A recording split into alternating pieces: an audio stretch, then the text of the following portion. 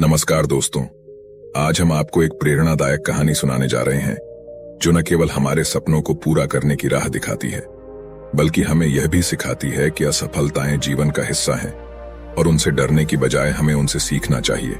2025 का नया साल आया। चारों ओर उत्साह और उमंग है, लेकिन अमर के मन में कई सवाल थे। पिछले साल के असफल अनुभवों ने उसे निराश कर दिया था। वह सोच रहा था कि क्या नए साल में वह फिर से अपनी राह पर चल पाएगा, क्या उसके सपने कभी पूरे हो पाएंगे। उसका मन गहरे विचारों में डूबा हुआ था। एक दिन अमर अपने दादाजी के पास गया। वह बहुत उदास था, जैसे कोई बोझ उसके कंधों पर हो। दादाजी, क्या आप मुझसे कुछ समय बात कर सकते हैं? क्या हुआ बेटा, तुम इतने चुप क्यों हो? दादाजी, मैंने पिछले साल कई बार कोशिश की, लेकिन हर बार असफल हो गया। मुझे समझ नहीं आ रहा कि क्या मुझे फिर से कोशिश करनी चाहिए या नहीं। कभी लगता है कि मैंने जो सोचा था वह कभी पूरा नहीं होगा। हर बार मैं कोशिश करता हूं, लेकिन हर बार कुछ ना कुछ रुकावट आ जाती है। मुझे लगता है कि मेरी कोशिशें व्यर्थ हैं। बिल्कुल नहीं अमर, तुम्हारी कोशिशें व्यर्थ नहीं जाती। असफलता केवल एक कदम है जो तुम्हें सफलता की ओर ले जाती है। और याद रखो, तुम्हें हर स्थिति में आगे बढ़ना है। लेकिन दादाजी, मैं बार बार असफल हो रहा हूं और मेरे मन में डर बैठ गया है कि क्या फिर से वही होगा। मुझे लगता है कि शायद मुझे यह सब छोड़ देना चाहिए। अमर, कभी कभी हमें लगता है कि हम हार गए हैं, लेकिन क्या तुम जानते हो कि असल में क्या होता है? असफलता केवल एक साधन है जो हमें सिखाती है कि हमें और बेहतर प्रयास करने की आवश्यकता है। देखो, भगवान श्री कृष्ण ने भगवत गीता में क्या कहा था? भगवान श्री कृष्ण ने क्या कहा दादाजी? कर्मण्येवाधिकारस्ते मा फलेषु कदाचन मां कर्म फल हेतुर्भूर्माते संगोस्त्व कर्मणि। तुम्हारा अधिकार केवल कर्म करने में है, परिणामों में नहीं। परिणामों के कारण तुम अपने कर्मों से सीमित मत हो। इसका मतलब है कि हमें केवल अपना कर्म करना है, परिणाम पर ध्यान नहीं देना है। जब तुम अपना कार्य पूरी ईमानदारी और मेहनत से करते हो तो परिणाम अपने आप ठीक होते हैं। लेकिन अगर तुम केवल परिणाम के बारे में सोचते रहोगे तो तुम्हारे प्रयास कमजोर पड़ सकते हैं। इसलिए तुम्हें अपने प्रयास पर विश्वास रखना चाहिए। लेकिन दादाजी, अगर मैं हर बार असफल हो जाता हूं तो क्या मुझे डर नहीं लगेगा? बिल्कुल लगेगा, लेकिन डर से भागना नहीं चाहिए।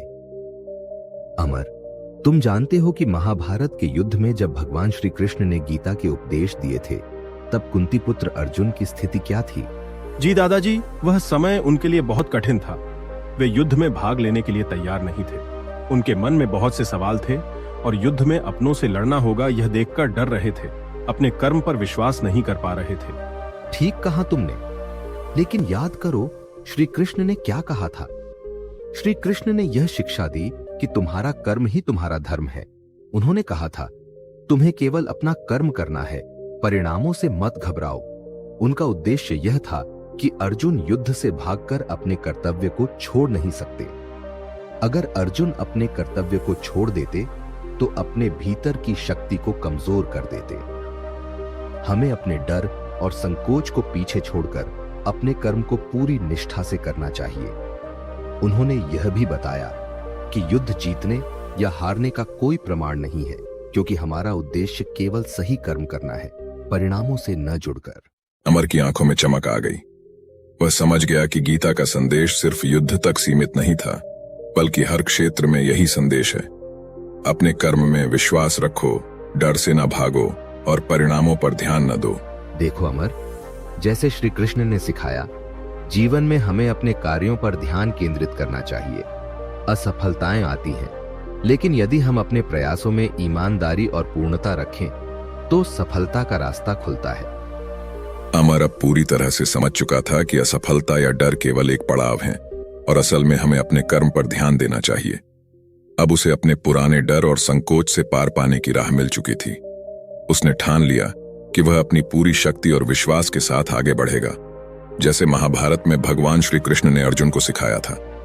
असल में डर हमें अपने डर के मुकाबले मजबूत बनाता है। यह हमें सिखाता है कि हम और बेहतर कर सकते हैं। हमें अपने डर को अपनी शक्ति बनाना होगा। जब हम अपने डर का सामना करते हो तो हम उस पर विजय प्राप्त करते हैं। यही जीवन का असली उद्देश्य है। अमर ने दादाजी की बातों को ध्यान से सुना। उसकी आंखों में एक नया उत्साह आ गया। दादाजी ने कहा, तुम देखोगे कि जब तुम हर दिन एक नई शुरुआत के रूप में जीवन को देखोगे तो तुम्हारी सोच साफ हो जाएगी, तुम्हारे विचार स्पष्ट होंगे और तुम अपने उद्देश्य को पूरा करने की दिशा में कदम बढ़ाओगे। याद रखो, हर असफलता से एक नई सीख मिलती है और वह सीख तुम्हारे जीवन को और अधिक मूल्यवान बनाती है। अमर ने मन में ठान लिया कि वह इस नए साल में अपने पुराने डर और निराशाओं को छोड़ देगा।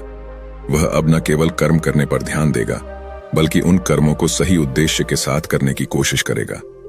उसे समझ में आया कि असफलताओं को एक अवसर के रूप में देखना चाहिए, न कि एक बुरी याद के रूप में। उसने देखा कि अगर वह अपने कार्यों में पूरा ध्यान केंद्रित करता है और परिणामों को भगवान पर छोड़ देता है, तो उसकी मेहनत हमेशा रंग लाएगी। नए साल की शुरुआत में अमर ने अपनी यात्रा फिर से शुरू की, लेकिन अब उसकी सोच बदल चुकी थी। वह जानता था कि असफलता उसके मार्ग का हिस्सा है और उसे डरने की जरूरत नहीं है। उसने अपने कर्मों में पूरी निष्ठा और विश्वास रखा और अपने सपनों की ओर बढ़ने लगा।